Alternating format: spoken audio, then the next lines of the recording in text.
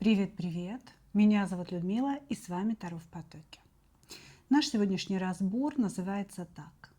Молчите. О чем молчит он, о чем молчите вы. И наш сегодняшний разбор будет только на одну позицию. Поэтому внимательно слушайте сигнификацию. По названию уже понятно, да, что вы замолчали, что-то пошло не так, и сигнификация будет как раз на эту тему. Да, о чем молчите-то, собственно говоря, что произошло между вами. Ну и вообще, что за отношения между вами с этим человеком. И дальше мы будем с вами делать сравнительную характеристику, да, о чем же молчит этот мужчина, а о чем молчите вы.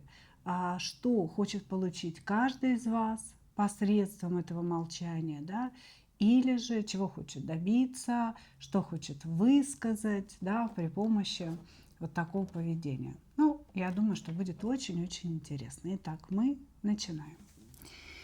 Мы начинаем, и для начала посмотрим, что же между вами.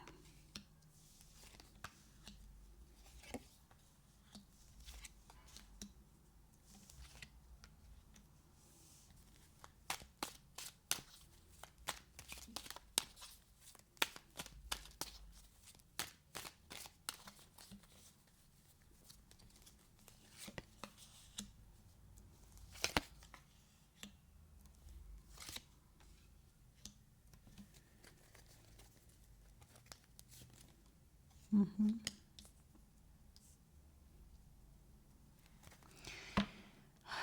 Вы знаете, у кого-то проиграется муж, семья, да, то есть вы могли загадать своего мужа, с которым сейчас произошла какая-то серьезная, очень серьезная размолвка, вплоть до расставания. То есть было принято решение о расставании.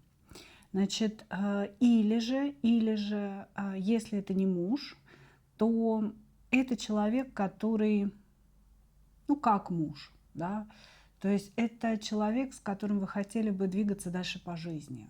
Это человек, которого вы лично рассматриваете как очень серьезного человека для себя самой, да, вот, то есть как семью, как семью. Что между вами? Значит, здесь прослеживается какая-то цикличность, как будто бы вы периодически попадаете в одни и те же жернова. То есть отношения достаточно длительные, это не новые отношения. Значит, длительные отношения, в которых, конечно же, бывало все. Да? И очень большая любовь, очень большая страсть, и совместные планы, и очень серьезные ссоры, и желание поставить точку, да, все больше никогда, мы не будем вместе и так далее. То здесь показаны глубокие, на самом деле, отношения и глубокое отношение друг к другу, осознанное такое отношение друг к другу. Период какой-то легкости, период, может быть, страсти, да, у вас уже давно прошел с этим человеком, с этим мужчиной.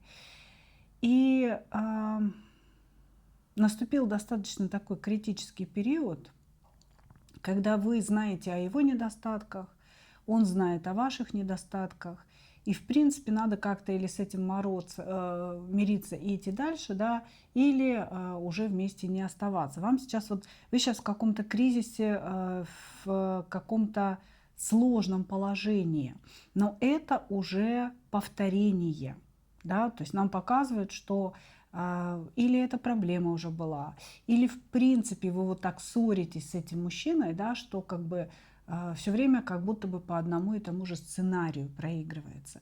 Или это упреки, или это какие-то зацепки, да, или ревность, или еще что-то. Раз что-то включилось такое и понеслась, как говорится, да. Вот. Что еще нам показывают? Показывают очень сильные проблемы с деньгами. Прям очень сильные проблемы с деньгами. Может быть, имеется в виду мужчина, да, то есть если вы не муж и жена, а живете отдельно, то тогда нам показывают, что вы находитесь в девятке пентаклей, то есть у вас в принципе все норм в плане денег, да, вы обеспеченная женщина. А у мужчины сейчас очень серьезные проблемы с этим. Потеря работы, потеря денег, потеря здоровья. То есть у него как будто бы все идет под откос просто. И он сейчас в какой-то позиции такой ожидания, да, что я чего-то жду, что сейчас вот судьба повернется ко мне лицом, что-то там изменится и что-то станет лучше.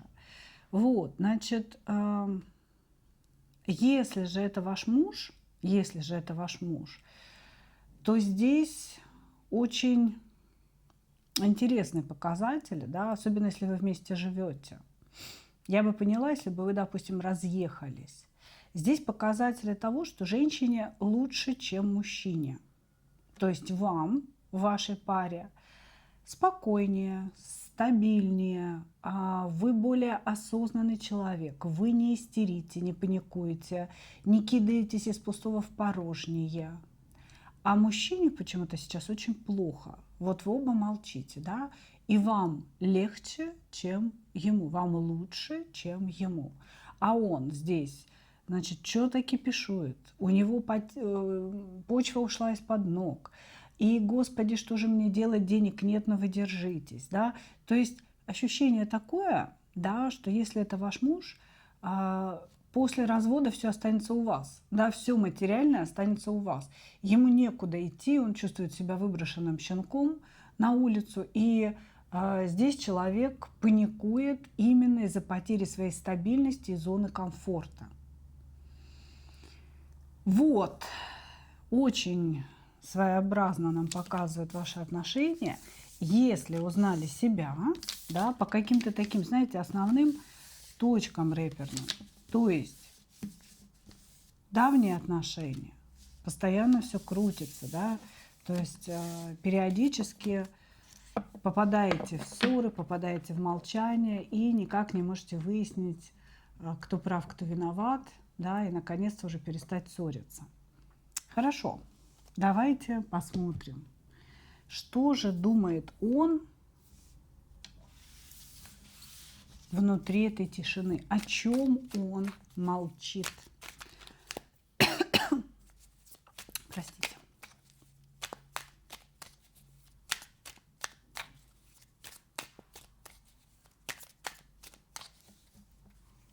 О чем он молчит?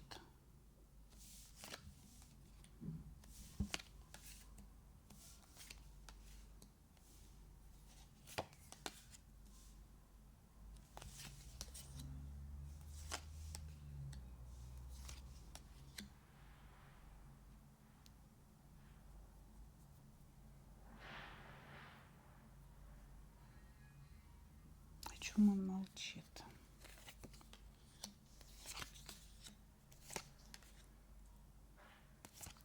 Вы знаете, может быть, у вас вообще проблемы возникли из-за денег? Из-за того, что мужчина долгое время не работает, сидит на вашей шее, или меньше, чем вы зарабатывает, или вообще в принципе находится на другой ступени социальной лестницы и как будто бы тянет вас вниз. Вы знаете, у меня в практике, да, когда обращаются девчонки, часто стало прослеживаться следующее, что, допустим, мужчина приглашает женщину в кафе, и это явно кафе не ее уровня. Ну вот они только познакомились, и он ее ведет, предлагает ей там выбрать блюдо и так далее. Она говорит: слушай, ну как-то я не привыкла в таких кафе есть. Ну, у всех же свой уровень, да. Кто-то любит ходить в Макдональдс, кто-то в чебуречные, кто-то в хорошие рестораны, да, а кто-то в очень дорогостоящие рестораны. У всех, говорится, своя цена, да. И вот часто, но это все знакомцы с сайтов знакомств, да, когда девчонки идут на свидание вот с мужчиной с сайта знакомств. Он ее ведет в какое-то такое специфичное очень заведение, дешевое, и как бы ей говорит, на ее возмущение или на то, что она здесь ничего есть не будет, кроме кофе, да, он ей говорит: ну так а ты привыкай, вот как бы я такой, я столько зарабатываю, и ничего большего я тебе дать не смогу. И давай-ка планочку свою понизь и сиди, ну, извините за грубое выражение, жри, что дают, да. Вот. И многие девчонки почему-то начинают, мне непонятно это, да, начинают себя ломать. Они не продолжают искать себе ровню, они не продолжают искать себе мужчину своего уровня, а стараются почему-то опуститься на этот более низкий финансовый уровень для себя, чтобы не обидеть эго сидящего напротив мужчины. Ну вы что, пришли как бы пестовать его эго? Нет, вы ищете себе партнера. Соответственно, смотрите, да, по своим планкам, по своим рамочкам, по своим границам. Вот тут, почему я об этом вспомнила. Такое ощущение, что реально мужчина финансово значительно ниже вас. Он как будто бы в своих мыслях, вот он замолчал, да, и все здесь указывает на то, что между вами был финансовый скандал. То есть ваша ссора, и может быть это не первая ссора, и, конечно, не последняя, она о том, что человек не хочет развиваться, что человек ждет какого-то шанса, ждет какой-то возможности, а не делает эти шансы собственными руками. А вы человек, который делает шансы своими руками. Вы человек, который берет быка за рога.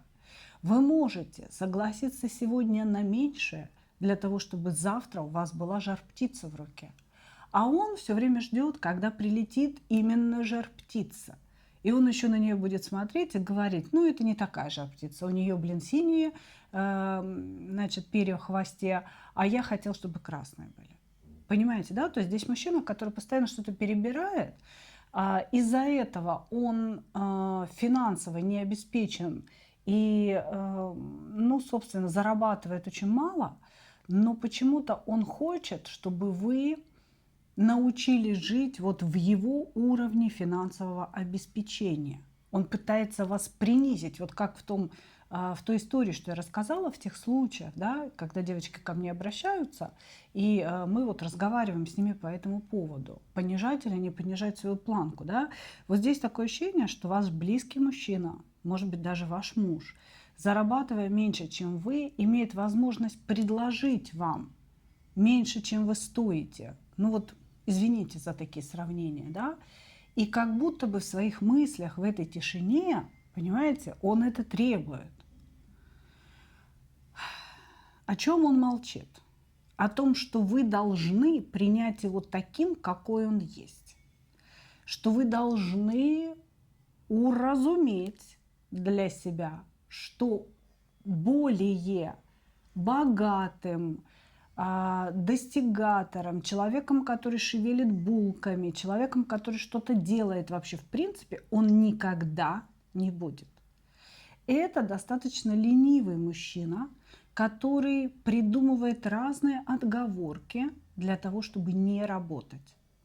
Здесь четко говорится о том, что он любит полежать, посидеть, позаниматься всякой ерундой, лишь бы только не работа. Понимаете? То есть он будет занимать себя чем угодно, но вот только не работой, не зарабатыванием денег. Ему очень сложно выстраивать в голове вот какие-то планы стратегические, да, по зарабатыванию денег. Вы же понимаете, что любой бизнес, да, это стратегия. Сегодня я пережду, завтра я поработаю, послезавтра я останусь до 12, да, но тем не менее через месяц я буду иметь свои первые результаты. А этот человек, он даже не хочет об этом думать. Он говорит, это сложно, это очень все как-то муторно, я не хочу. Вот я хожу на работу, да, работаю, мне вот какую-то зарплату платят там минимальную, все. То есть этот человек, он про то, что он работает, а не зарабатывает. Он никогда не будет ничего приносить или зарабатывать. И в своих мыслях о вас, да, он хочет, чтобы вы это приняли и жили на том уровне достатка, который он может вам предложить. Здесь мысли об этом. Понимаете? Вот. О чем он еще молчит? Ну, он любит вас. Он говорит, я люблю ее, я люблю ее. Он уверен в том, что у вас взаимное чувство, которое вы разрушаете излишними требованиями. Он говорит, она очень много требует. Она требует внимания, она требует денег, она требует ответственности от меня. А я не хочу. Я не хочу ей этого давать. Я просто так ее люблю. Вот понимаете, он как будто бы говорит вам, что неужели моей любви к тебе недостаточно? А что тогда есть любовь? Да, вот всегда останавливайтесь и спрашивайте, что для тебя любовь? Как правило, это слово. Окажется, что это слово или это физическое притяжение к вам. Да? Я без тебя не могу. Я о тебе думаю 24/7. Да ну и хрен с тобой, золотая рыбка. Ты думай, ради Бога. Да? Но так ты делай что-то. Любовь – это составляющая 3 факторов. Влечение тела, влечение души и ответственность, которую каждый человек берет за своего партнера. Вот здесь у человека есть влечение души, да, потому что кубковые карты идут, влечение тела, причем, кстати, меньше почему-то, чем влечение души. Ну, то есть здесь есть влечение сердца, влечение чуть-чуть, влечение тела на 2-м месте и абсолютно никакой ответственности. Как будто бы ты должна довольствоваться тем, что есть просто я в твоей жизни. Что вот я тебя обнимаю, я тебя целую, я тебе что-то говорю, я тебе что-то обещаю. Все. Понимаете, да? То есть вот как-то так мужчина здесь мыслит. При этом он говорит о том, что вы его кармическая женщина, вы его действительно жена по справедливости, да? С вами очень хорошо. Вы его выводите на новый уровень. Он без вас останется ну, с каким-то, знаете, человеком внизу. Вот он прям видит, что вы его тянете куда-то наверх. И в финансовом плане, и в энергетическом, в интеллектуальном плане. Вы его заставляете развиваться. Понимаете? И он прекрасно понимает, вот в этой тишине своей, да, он понимает, что без вас он прям рухнет, упадет. Ну, хорошо, если не в грязь лицом, да, как бы. Рухнет, упадет. Может быть, человек даже боится спиться без вас. Что вот не будет вас, не будет ее, я сопьюсь. Да? Вот я просто начну бухать, и все. Катись весь этот мир к чертям. Вот как-то так, понимаете? На сегодня он молчит. То есть его молчание – это требование, чтобы вы приняли его уровень дохода, его способность зарабатывать деньги, его уровень мужественности, таким, какой он есть, да, и научились жить с этим уровнем жизни. А если тебе что-то не нравится, зарабатывай сама. Ну, как-то так вот. Да? И еще, если ты меня будешь в этом упрекать, что ты там больше заработала и больше вложила, и в отпуск мы поехали на твои деньги, а не на общие, да, собственно говоря, я буду очень сильно обижаться, я буду психовать, хлопать дверью, и еще буду тебе высказывать, какая ты нарциссичная личность. Что-то в этом роде. Вот об этом он молчит. И также он молчит о том, что он вас действительно искренне любит, но его любовь, она не подтверждена никакими обязательствами, никакими вложениями. Это любовь какая-то, знаете, воздушная, какая-то вот на словах. Она очень красива на словах.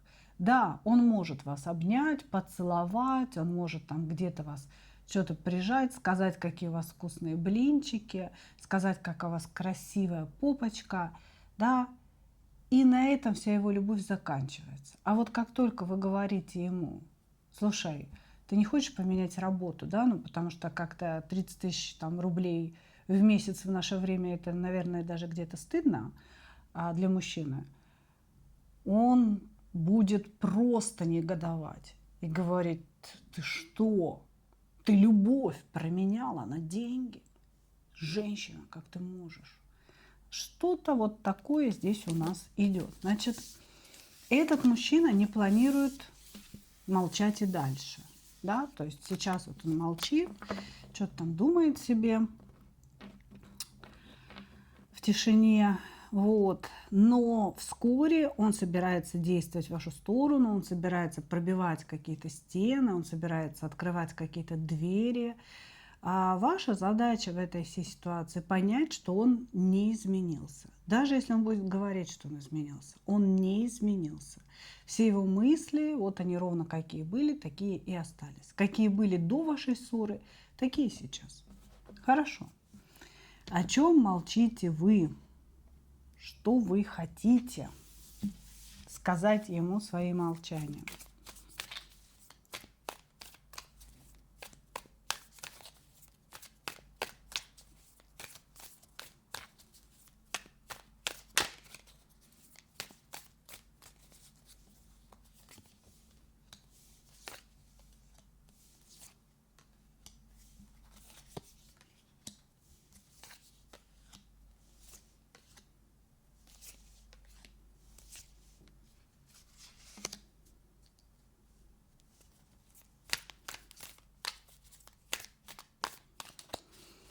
Ой, знаете, что вы ему хотите сказать? Вы ему хотите сказать, как же я устала быть сильной. Как ты меня задрал. Вот так.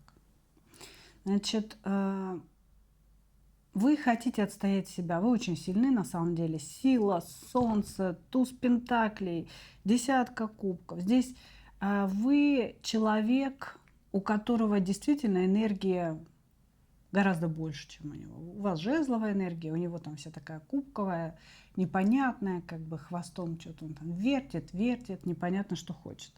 Хочу, чтобы ты меня уважала, почитала как господина своего, да, как бы делать для этого ничего не хочу. Вот. Будешь моей женой, я твоим мужем не буду. Вот, значит, вы ему хотите сказать: я сильная, я мудрая, я несу в себе огромное количество энергии солнца. Я умею и могу делать тебя счастливым, сучий ты хвост. Так уважай меня, так цени меня. Прекрати вот эти свои ухищрения, прятки, поджимание хвоста, унижение моего достоинства, обесценивание того, что я делаю. Прекрати все это делать. Начинай уважать женщину, которая более значима, чем ты. А если ты хочешь подняться на этот же уровень, прежде всего подними свою задницу, а не эго. Подними задницу и давай вперед работать и зарабатывать. Вот что вы ему хотите сказать.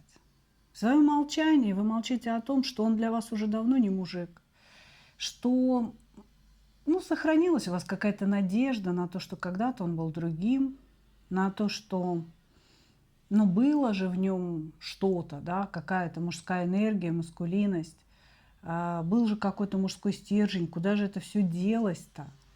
Вы думаете о том, не напридумывали ли вы себе этого гражданина, да?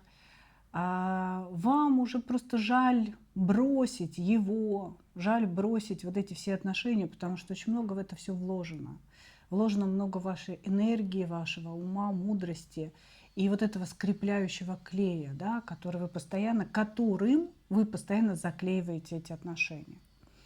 И вы хотели бы ему этим молчанием на самом деле поставить его на место и сказать: слушай, если ты ничтожество, ты хотя бы, это осознавай, хватит пыжиться.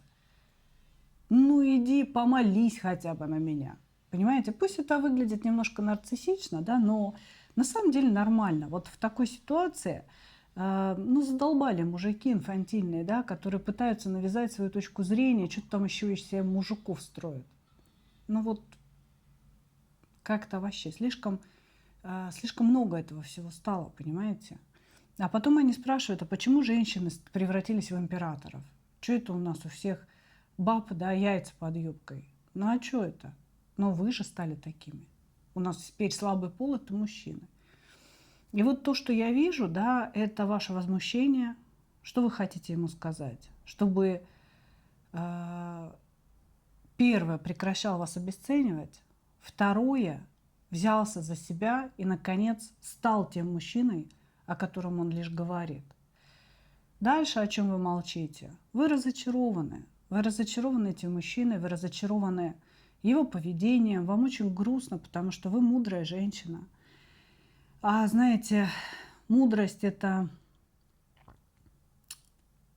Она прибавляет лишь горести, я бы сказала, да?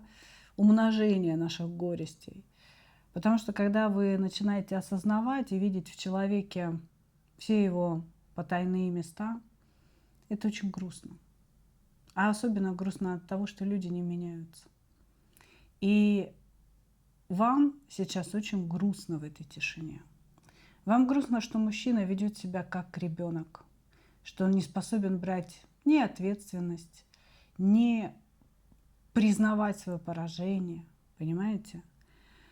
И вам очень не хочется снова идти на какие-то компромиссы, снова становиться для него кем-то, да, кто и поддерживает его. Вам, по сути, просто хочется, чтобы поддержали вас. Вот о чем вы молчите. Вы хотите поставить его на место, вы хотите, чтобы он признал вашу значимость, чтобы он пришел, извинился, но не просто извинился за свое поведение, а чтобы он исправил положение, понимаете? Чтобы он исправил положение и стал тем, кого вы себе нарисовали. Потому что у вас есть представление о нем, каким он был когда-то. Это не то, что иллюзорное представление. Он реально таким когда-то был. И у вас постоянно, да, маячит надежда, что вот он вернется, он вернется, он вернется в себя, он станет опять таким, как был. Вы этого все время ждете. И в своем молчании, вот ваше требование, да, чтобы он вернулся к себе, стал прежним, снова стал вам показывать, что он настоящий мужик, чтобы вы могли его уважать. Вот так, мои дорогие, такой у нас сегодня вышел разбор. Очень надеюсь на то, что, кстати, через меня ваши энергии гораздо круче проходили. Ну, может быть, потому что вы смотрите, да, расклад. Очень прям ярко, близко чувствовались ваши энергии. И как-то, знаете, вот убегающие чувствовались мужские. Как будто мужчина пытается скрыться, да, что-то недосказать, недорассказать и так далее. Но, тем не менее, да, вот такой получился разбор. Обязательно пишите свои комментарии. Обязательно ставьте лайки. Не забывайте, это самый простой энергообмен. Благодарю вас за ваше внимание. И, как обычно, хочу пожелать вам только одного. Встретить свою настоящую любовь и не потерять в ней себя. Ну а мы увидимся с вами в следующих видео. Пока-пока.